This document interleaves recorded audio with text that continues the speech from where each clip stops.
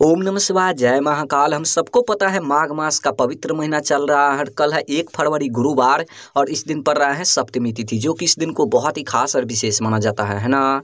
देखिए, यदि आपके घर में धन संपदा की बहुत कमी है, व्यापार में उन्नति नहीं हो रही है, नौकरी नहीं लग रहे हैं, या आपके मन में कोई भी मनोकामना है, कोई भी इच्छा है जो कि काफ़ी दिनों से अधूरी है, पूरी नहीं हो पा रहे हैं, तो ये वीडियो आपके लिए है। पूज्य गुरुदेव की कथा सुनकर बहुत अच्छे से बताऊंगा। मात्र आपको 7 चने की दाल और 1 चुटकी हल्दी लेना है। छोटा सा उपाय करना है, आपका जो भी मनोकामना होगी, जो भी इच्छा होगी, पूरी जरूर होगी, है ना। तो चलिए समझते हैं उपाय को कैसे करना है। लेकिन उपाय को बताने से पहले वीडियो को लाइक कर दीजिए। अगर चैनल पर नए हो तो चैनल को सब्सक्राइब जरूर कर लेना। इस पूरे वीडियो में 4 बहुत ही चमत्कारी उपाय के बारे में बात करेंगे, जो कि अलग अलग मनोकामना पूर्ति के लिए होगा। लेकिन हाँ, इस वीडियो में जो चौथे उपाय के बारे में बात करेंगे, बहुत ही चमत्कारी उपाय हैं, बहुत ही अचूक उपाय हैं। वीडियो को पूरा देखना है और एक एक उपाय को समझ करके आपको उपाय करना है, ठीक। तो चलिए पहले वाले उपाय की बात कर लेते हैं। सबसे पहले अब बोलोगे इस उपाय को करने से क्या फायदा, क्या बेनिफिट होगा। देखिए, यदि आपके घर में धन संपदा की बहुत कमी है, घर में धन आ ही नहीं रहा है, व्यापार में उन्नति नहीं हो रही है, नौकरी नहीं लग रहे हैं, घर में माँ लक्ष्मी की वास नहीं है, माँ लक्ष्मी आपसे रूठी हुई है, घर में सुख शांति नहीं है, घर में रुपयों पैसों की बहुत कमी है, तो इस उपाय को जरूर करना। देखिए, इस उपाय को करने के लिए मात्र आपको 7 चने की दाल ले लेना है। ले लिया। जो आप चने की दाल लेंगे खंडित नहीं होना चाहिए, इस बात को ध्यान रखना, ठीक।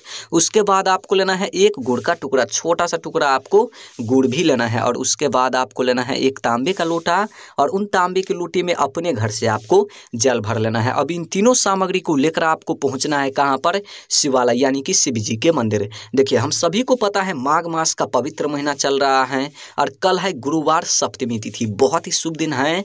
पूज्य गुरुदेव ने बोला है कि ऐसी विशेष तिथि पर जाए तो इस विशेष उपाय को करने से मत चूकना, बहुत ही चमत्कारी उपाय है।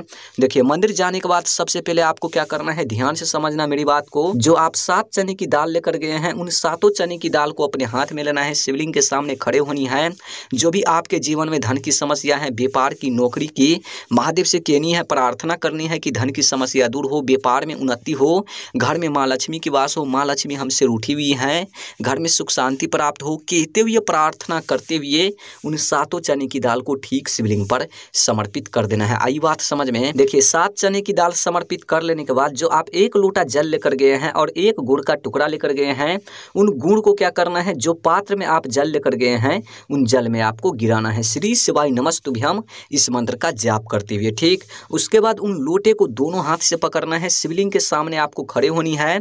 जो भी आपके जीवन में धन की समस्या है, फिर से कहनी है, महादेव से प्रार्थना करनी है और कहते हुए प्रार्थना करते हुए उन गुण मिश्रित जल को ठीक शिवलिंग पर समर्पित कर देना है, ठीक। देखिए, उसके बाद वहां पर आपको 2 मिनट बैठना है। जो भी मनोकामना है, धन से जुड़ी, व्यापार से जुड़ी, फिर से कहनी है, महादेव से प्रार्थना करनी है। यकीन मानिए, इस उपाय को यदि आप कर लेते हैं सप्तमी तिथि पर गुरुवार के दिन 1 फरवरी को माघ मास के महीने में, तो जो भी मनोकामना होगी परिपूर्ण जरूर होगी, है ना। बहुत ही चमत्कारी उपाय है, जरूर करना। इस उपाय को करने से मत चूकना।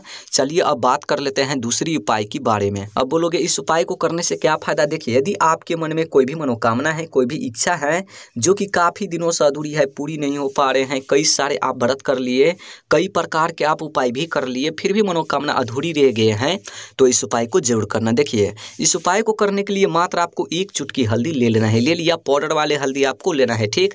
खड़े वाले हल्दी आपको नहीं लेना है।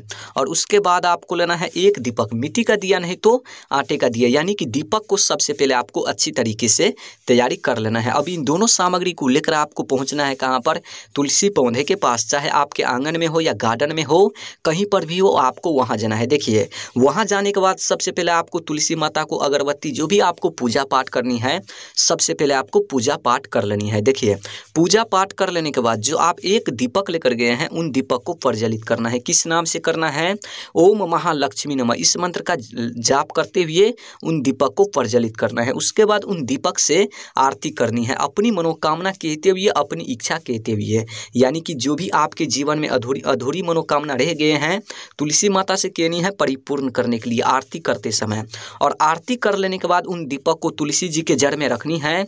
और जो आप 1 चुटकी हल्दी लेकर आए हैं, उन हल्दी को अपने दाहिने वाले हाथ में लेना है, यानी कि सीधे वाले हाथ में, और तुलसी माता को परिक्रमा करना है, यानी कि चारों ओर आपको घूमना है। 9 बार या नहीं तो 11 बार आपको परिक्रमा करना है। यदि आप तुलसी माता को किसी भी वजह से परिक्रमा नहीं कर सकते हैं तो जो आप दीपक प्रज्वलित किए हैं उन दीपक को चारों ओर घुमाना है और परिक्रमा कर लेने के बाद उन 1 चुटकी हल्दी को उन दीपक में आपको गिराना है, जलते हुए दीपक में गिराना है। उसके बाद वहाँ पर आपको 2 मिनट बैठना है।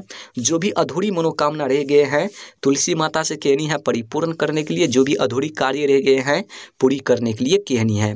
बस आपको इतना सा ही उपाय करना है। यकीन मानिए इस उपाय को यदि आप कर लेते हैं तो जो भी अधूरी मनोकामना होगी परिपूर्ण जरूर होगी, है ना।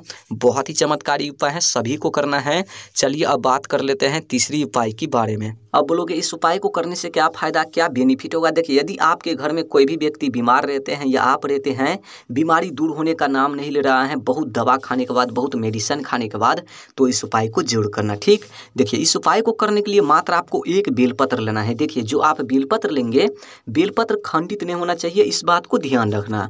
और उसके बाद आपको लेना है 1 तांबे का लोटा और उन तांबे के लोटे में अपने घर से आपको जल भर लेना है। अब इन दोनों सामग्री को लेकर आपको पहुंचना है कहाँ पर, शिवालय यानी कि शिव जी के मंदिर। देखिए ध्यान से समझना मेरी बात को। जो आप 1 लोटा जल लेकर गए हैं, उत्तर साइड मुख करके खड़े होनी है और श्री शिवाय नमस्तुभ्यम का जाप करते हुए 1 लोटा सबसे पहले आपको जल समर्पित कर देना है। आई बात समझ में।